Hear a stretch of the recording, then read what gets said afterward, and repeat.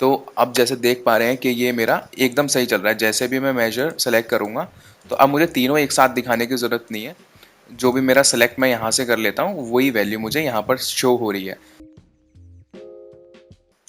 Hi everyone, नमस्कार। मेरा नाम है तुषार और मैं हूँ एक बिजनेस इंटेलिजेंस एनालिस्ट। तो आज हम पावर बीआई में एक ऐसा टेक्निक देखेंगे जिससे कि हम एक मेजर को स्लाइसर में रखकर चेंज कर सकते हैं और उसकी वैल्यू किसी टेबल या फिर किसी भी जगह पर उसी तरीके से चेंज होगी। अभी तक हम ये चीज़ फील्ड तो कर सकते थे अगर वो चीज़ फील्ड्स में है, मतलब कोई कॉलम्स हैं, कॉलम्स को हम चेंज कर कर ये टेक्निक कर सकते थे। लेकिन अगर हमें मेजर के अंदर चेंज करना है, कोई एक बारी में एक मेजर सेलेक्ट करना है फिर दूसरा मेजर सेलेक्ट करना है, तो उस चीज़ को हम कैसे कर पाएंगे, चलिए देखते हैं।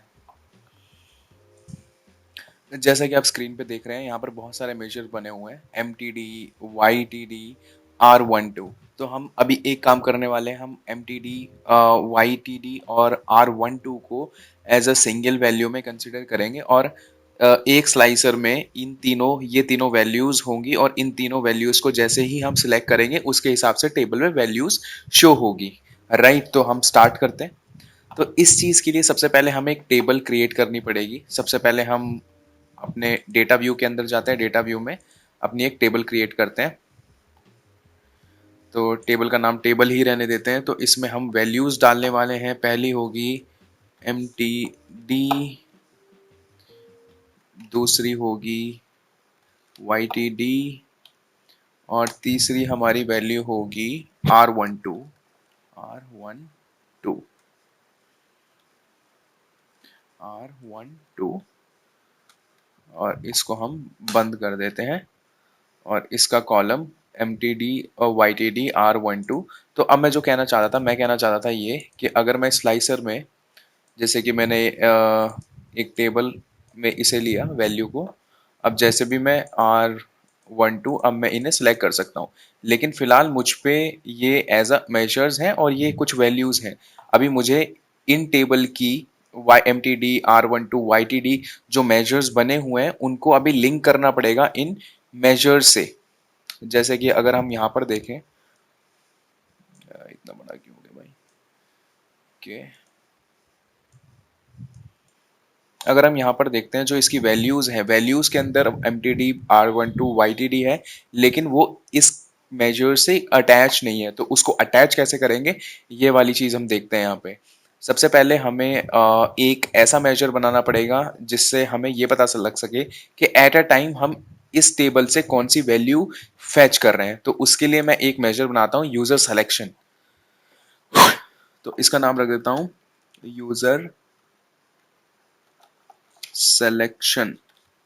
राइट, तो सेलेक्टेड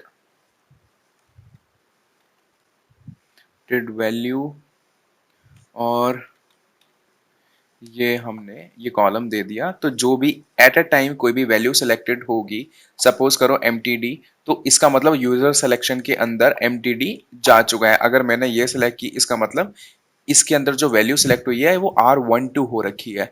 तो इसी तरीके से ये हमारा मेजर चलेगा, यूजर सिलेक्शन। इसके बाद मुझे अब अटैच करना है, दोनों को लिंक करना है। जो वैल्यूज यहाँ पर आ रही हैं और जो यहाँ पर मेजर्स बने पड़े हैं उसको एक दूसरे से अटैच कैसे करना है, तो उसके लिए मेरे को एक और मेजर बनाना पड़ेगा। तो उसका नाम मेजर ही रहने देते हैं। फिर इसमें आएगा स्विच। स्विच स्टेटमेंट की वजह से का मैं यहाँ पे यूज करके, अब इसके बाद जो मेरा यूजर सिलेक्शन, अब मैं ये कहने वाला हूँ अगर ये जो मेरा यूजर सिलेक्शन की वैल्यू अगर इसके अंदर एम टी डी आती है तो उसको कौन सा मेजर सेलेक्ट करना है, तो उसको मेजर सेलेक्ट करना है M T D, combined M T D. Right, तो इसको मैं यहीं से कॉपी कर लूंगा। तो मुझे कुछ ऐसे तीन बनाने हैं।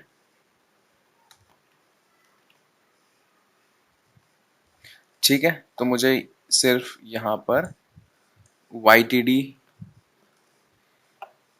करना है और यहाँ पर मुझे करना है R12।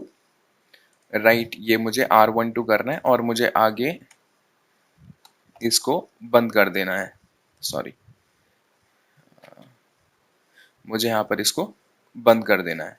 राइट, सॉरी, यहाँ पर ही मुझे YTD डालना है और इधर R12। अब मैं ये क्या कह रहा हूँ, अगर यहाँ पर मैंने YTD सेलेक्ट किया तो वो कहेगा कि कंबाइंड YTD मेजर को एक्टिव कर दो।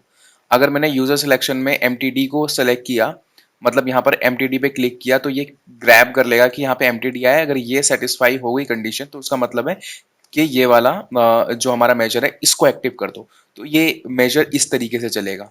अब मैंने इसको कर दिया ओके। ओके करने के बाद अगर मैं यहाँ पर एक टेबल लेता हूँ और साथ में इसको हम दिखा देते हैं डेट्स के लिए। राइट, और अगर मैं यहाँ पर जो मैंने मेजर बनाया है, मेजर, मैं इसको यहाँ पर लेकर आता हूँ तो ये R12 है, ये MTD, ये YTD। इसको क्रॉस वेरीफाई करने के लिए हम एक और टेबल क्रिएट कर लेते हैं, Ctrl+V, एंड इधर या हम तीनों वैल्यू लाकर रख देते हैं। MTD, where is MTD, MTD, YTD and R12। तो अभी मैंने कौन सी वैल्यू सिलेक्ट करी हुई है, मैंने YTD सिलेक्ट करी हुई है, तो YTD में आ रहा है 265073, 265073।